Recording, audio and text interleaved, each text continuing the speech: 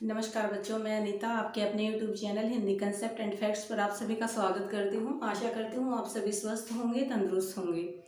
तो बच्चों, पिछली कक्षा में आप सभी जानते हैं हम पढ़ रहे थे, हमारा एक टॉपिक था जिसका नाम है क्रिया। क्रिया के अंदर हमने क्रिया का मेन आधार तैयार किया था, जिसमें हमने पढ़ा था धातु, मूल धातु और यौगिक धातु।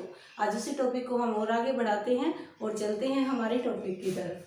तो हमारा आज का जो टॉपिक है वो क्रिया है। तो आज हम पढ़ेंगे क्रिया के प्रकार। रचना के आधार पर क्रिया के प्रकार कहो या फिर आप कह सकते हैं मुख्य रूप से क्रिया।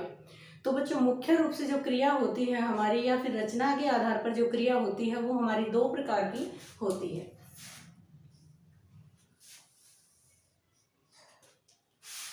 एक आपकी रहेगी अकर्मक क्रिया,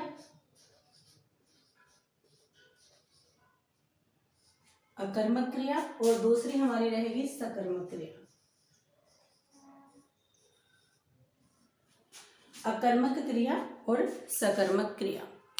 बच्चों, अगर हम अकर्मक और सकर्मक की बात करते हैं, तो अगर हमने कभी भी तैयारी की है इस टॉपिक के लिए, आज हम भूल भी चुके हैं, तो भी एक बात बच्चों की ध्यान में रहती है कि जब भी बात अकर्मक और सकर्मक की आती है और बात प्रधानता की आती है, तो इन दोनों में से एक क्रिया में कर्ता प्रधान होता है और एक में कर्म, या फिर हम कह सकते हैं क्रिया का फल एक में कर्ता पर पड़ता है और एक में कर्म पर पड़ता है। तो यहाँ बच्चे सबसे ज्यादा कंफ्यूज रहते हैं, याद भी हो जाता है, वो पढ़ाई भी करते हैं, पर जब परीक्षा देने जाते हैं तो बच्चों उस वक्त हमारे माइंड में प्रेशर कुछ ज्यादा ही होता है और हम लोग हमेशा दो ऑप्शंस के बीच में कंफ्यूज रहते हैं।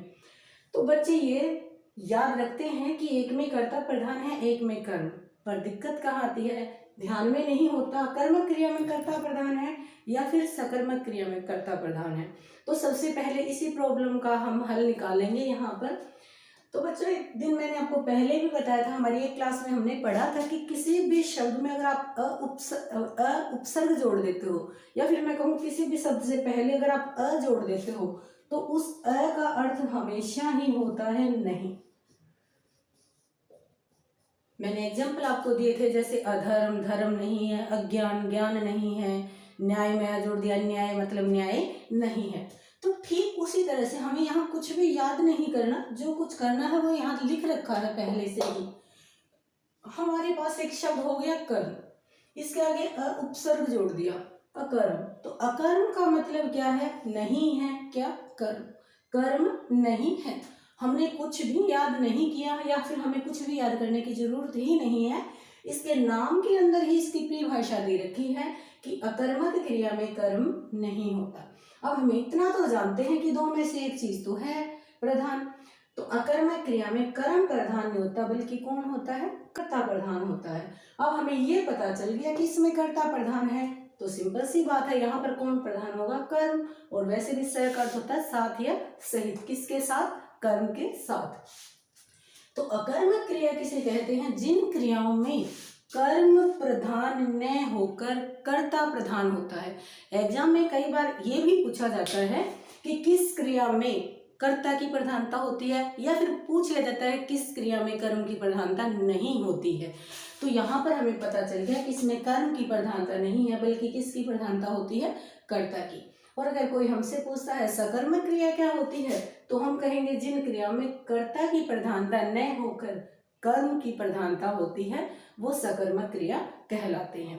जैसे उदाहरण देखते हैं, हम सबसे पहले अकर्मक क्रिया का लिखते हैं। हम दोनों क्रियाओं के उदाहरण एक साथ लेकर चलेंगे, दोनों के उदाहरणों को एक साथ समझेंगे ताकि आपको समझने में आसानी रहे।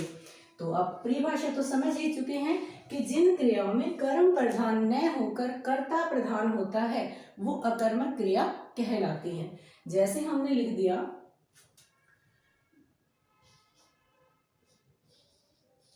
पक्षी चहचहाते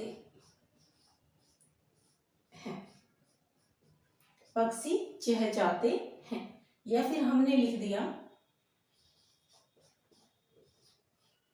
घोड़ा दौड़ता है। या फिर हमने लिख दिया बच्चा रोता है। सकर्मक क्रिया जिनमें कर्ता प्रधान नहीं बल्कि कर्म प्रधान होता है वो सकर्मक क्रिया होती है। जैसे हमने लिख दिया मोहन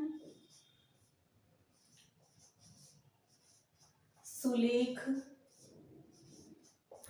लिखता है, या फिर हमने लिख दिया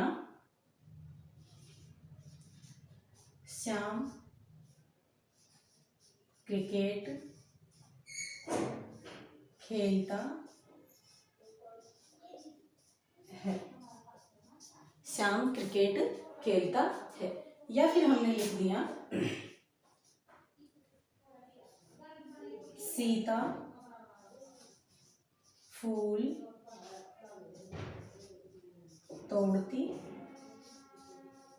है, सीता फूल तोड़ती है।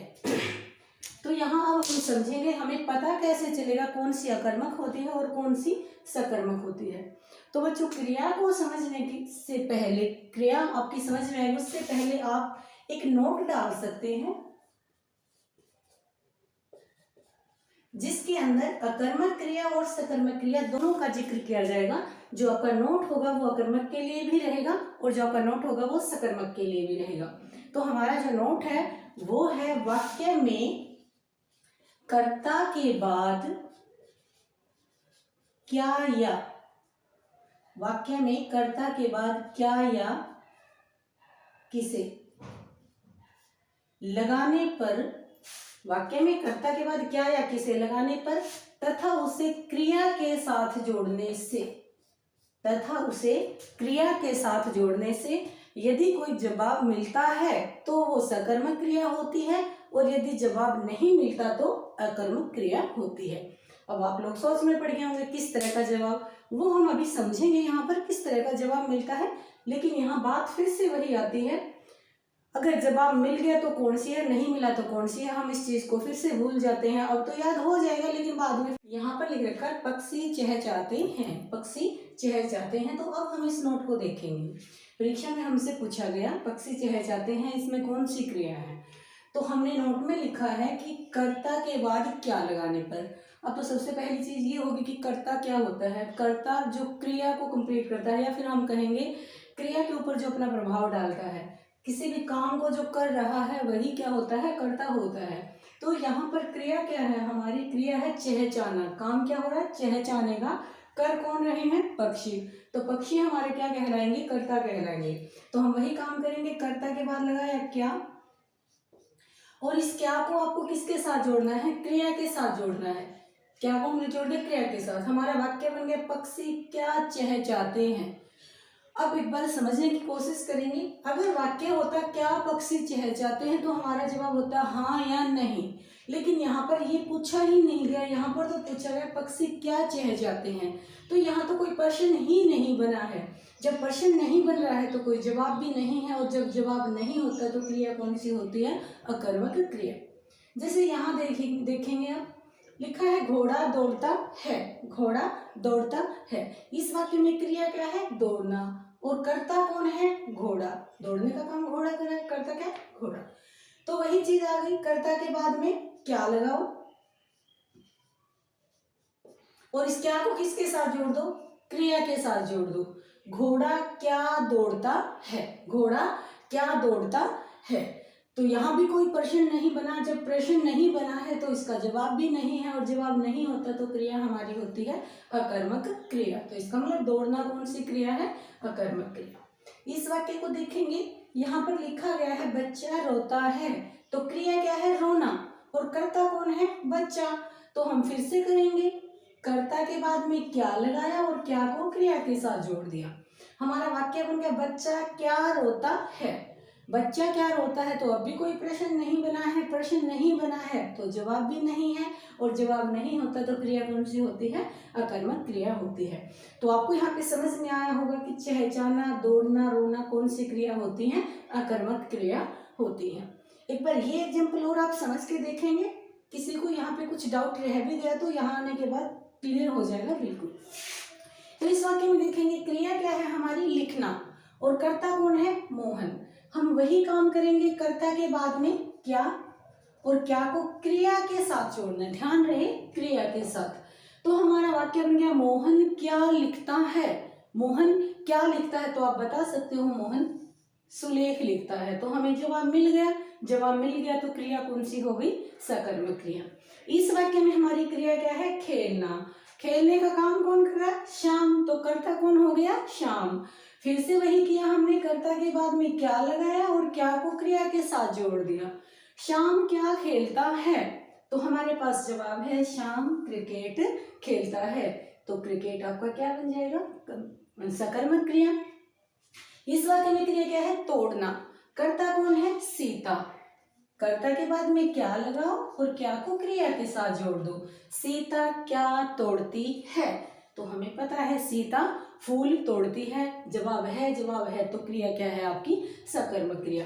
कहने का मतलब क्या है, यहाँ पर जो सुलेख है, क्रिकेट है, फूल है, ये शब्द आपके क्या होते हैं, ये शब्द आपके कर्म होते हैं। तो इनमें कर्म की प्रधानता है, यहाँ आपके पास कर्म है ही नहीं, तो अकर्मक क्रिया में कर्ता की प्रधानता होती है।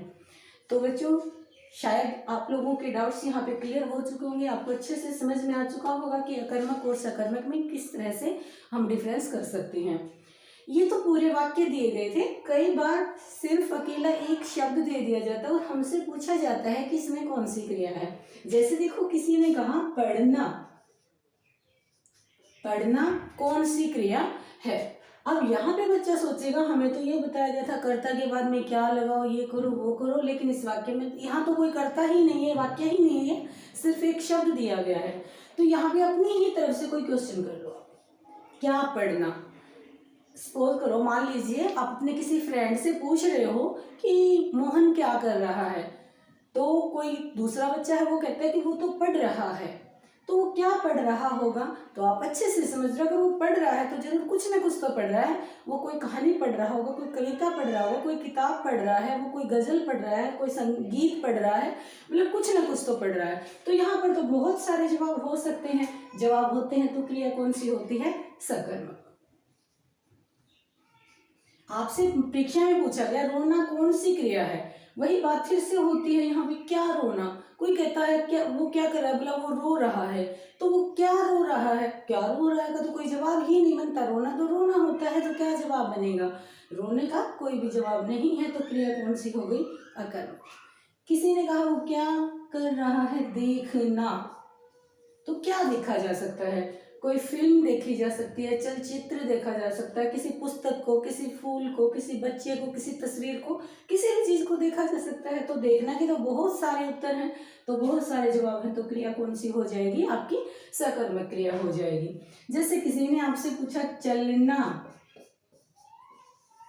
कौन सी क्रिया है, कोई कहता है क्या करा भाई, चल रहा है, क्या चल रहा है, तो चलना तो चलना ही होता है, चलना का तो कोई भी जवाब नहीं होता, तो चलना आपकी कौन सी क्रिया होगी, अकर्मक। लेकिन ध्यान रहे अगर किसी ने आपसे पूछ लिया चलाना, कि वो क्या कर रहा है, बोला वो चला रहा है, क्या चला रहा है, किसी रेडियो को चला रहा है, टीवी को चला रहा है, किसी गाड़ी को चला रहा है, ट्रेन को चला रहा है, किसी न किसी चीज को, मतलब यहाँ भी आपके जवाब हैं, तो जवाब है, तो ये आपकी कौन सी क्रिया बन जाएगी, सकर्मक क्रिया। चलना आपकी होती है अकर्मक क्रिया और चलाना आपकी होती है सकर्मक क्रिया। तो इस तरह से आप अकर्मक और सकर्मक में अच्छे से अंतर पता कर सकते हैं। तो बच्चों आशा करती हूँ आपको अकर्मक और सकर्मक क्रिया अच्छे से समझ में आई होंगी। तो ये हमारा क्रिया का दूसरा पार्ट है जो आज हमने पढ़ा है, लेकिन अभी भी हमारी क्रिया का टॉपिक है वो कंप्लीट नहीं हुआ है।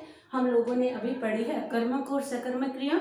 आने वाली जो हमारी क्लास रहेगी उसमें हम पढ़ेंगे क्रिया के अन्य प्रकार। अब तो हमने पढ़ी है रचना के आधार पर क्रिया या क्रिया के मुख्य प्रकार। आने वाली में हम पढ़ेंगे क्रिया के अन्य प्रकार। और शायद आप में से किसी बच्चे के मन में ये होगा ये लिखवाया तो यहाँ पे था क्या या किसे लगाने पर। फिलहाल हमने जितने भी उदाहरण पढ़े हैं सारे क्या वाले पढ़े हैं। आने वाली जो हमारी क्लास रहेगी उसमें हम किसे के द्वारा भी जवाब लेंगे, वो किस तरह से होगा तो उसको जानने के लिए आप देखेंगे हमारी अगली वीडियो। धन्यवाद।